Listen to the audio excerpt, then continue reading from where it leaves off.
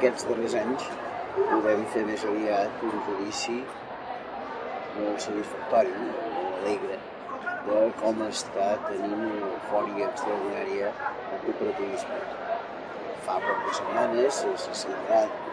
l'article 5 de la fàbrica Fabra i Coats, la Fira de l'Economia Social, Cooperativa i Solidària, i certament doncs, l'empenta que tenen totes aquestes iniciatives que funcionen, algunes des de fa molts anys, altres més recent, doncs compta que estem visquent en aquest moment una bona situació.